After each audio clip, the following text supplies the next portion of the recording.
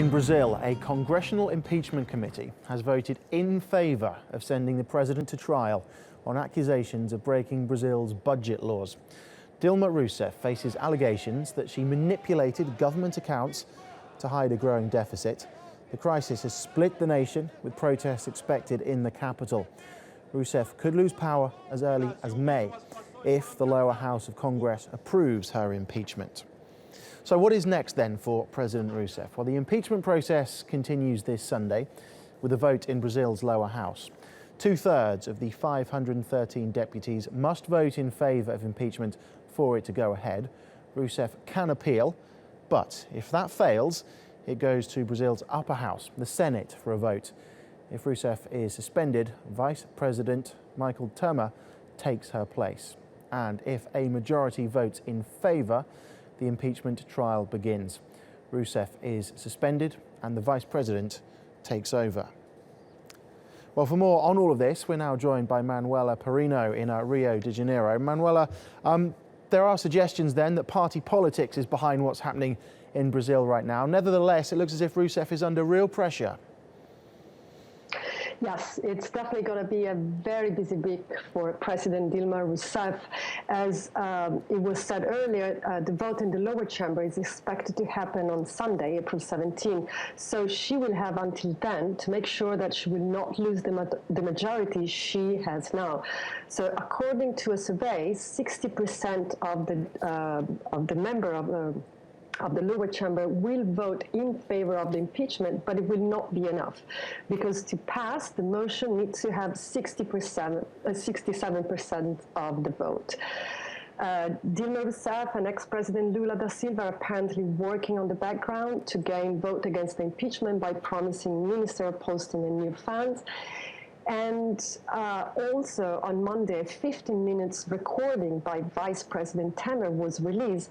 The recording appeared to be a draft of an address that Temer will make to the Brazilian people if the impeachment process were to move forward. And in the recording, the Vice President called for a government of national salvation. Michel Temer's office said that the recording had been released by accident. But Dilma Rousseff's office immediately sighs on the recording, describing it as an effort to destabilize the government. Is it somewhat premature from the Vice President to be thinking of speeches like that? Because there are a number of officials facing allegations, aren't there? So what happens if the impeachment process does go ahead? Well, so if the impeachment process does go ahead, if the Senate approves the impeachment and a trial begins, then President Dilma will be suspended up to 180 days. And the Vice President is the first in line to take over with the authority to appoint ministers and to enact policy. But Mr. Temer is himself under scrutiny over claims that he was involved in an illegal ethanol purchasing scheme. And new twists are basically emerging on a daily basis. On April 5th, the Supreme Federal Tribunal, Brazil High Court, requested that Congress also consider a petition to impeach the Vice President for the same fiscal crimes for which Dilma Rousseff faced impeachment. So if the Vice President will be impeached or removed from office, the next in line is Eduardo Cunha, President of the lower chamber.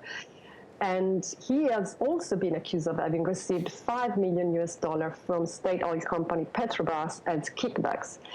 And he's also accused of not having declared his foreign bank accounts. So if in case even Eduardo Cunha will not be able to take over, the next in line is the President of the Senate, Renan Calheiros. And he's also been accused of receiving kickbacks from Petrobras and of tax evasion. So at this point, I think it's important to remember that as of now, the only one that never received, that is not facing a bribery accusation, is President Dilma Rousseff. Okay, plenty of twists and turns. Manuela, thank you very much for the update.